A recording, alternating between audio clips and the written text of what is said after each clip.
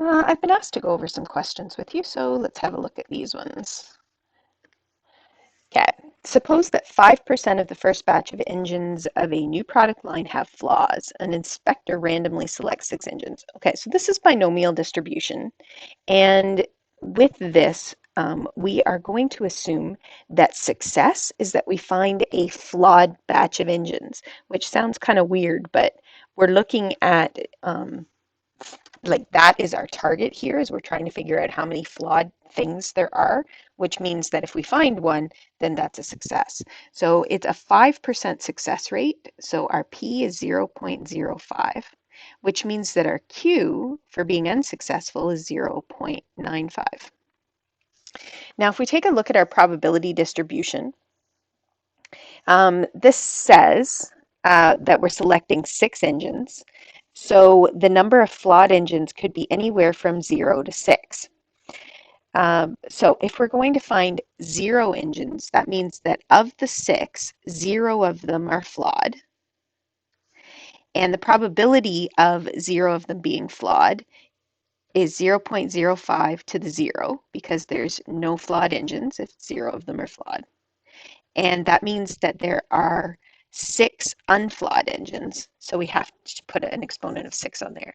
Now this should look to you like the binomial theorem that we did before when we were expanding binomials. It's exactly the same process here.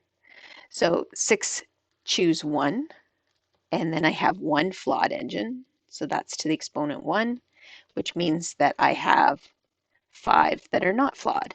And we're going to go through all the way. So this is going to be 6 choose 2, 6 choose 3, 6 choose 4, 6 choose 5, and 6 choose 6.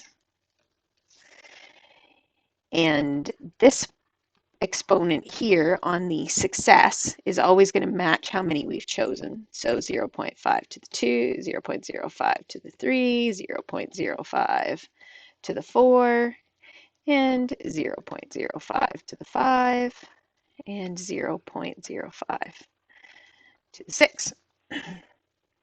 And then, of course, this one has to make it up. These two exponents have to add to this.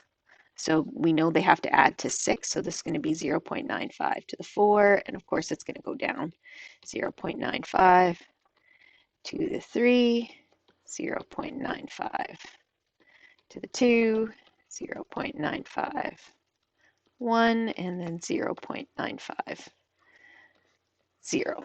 Now, hopefully, like I did that by pattern recognition because it's a whole lot easier to write it in by pattern recognition. But what this says, if I pick this random one in the middle, is that I have, out of the 6 things that I am picking, 3 of them come up to be a flawed engine.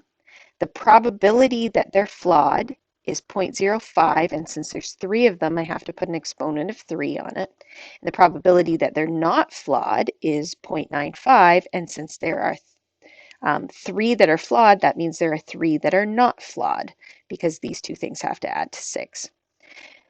Now, if you just plug that into your calculator, you're going to get the probability distribution. Now, I usually am happy if you write it to 4 decimal places, but something interesting happens here if you write them to 4 decimal places. That's going to be 0.7351, 0.2321, 0.0305, 0.0021, 0.0001, and then these ones to 4 decimal places are nothing. So it's essentially impossible that you would expect to get 5 or 6 flawed engines.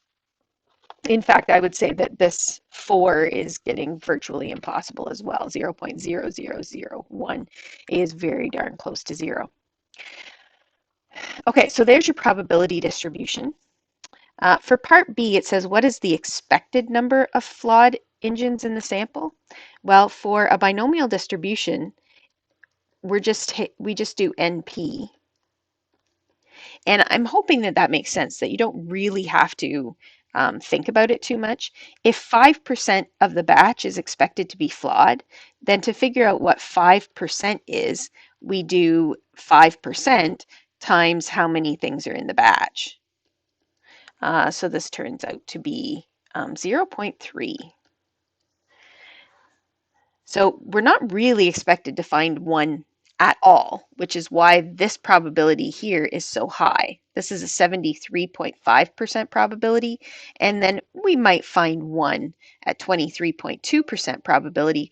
These first two are pretty close to 100%, so we're not going to expect to find too much more than 1. Hope that helps.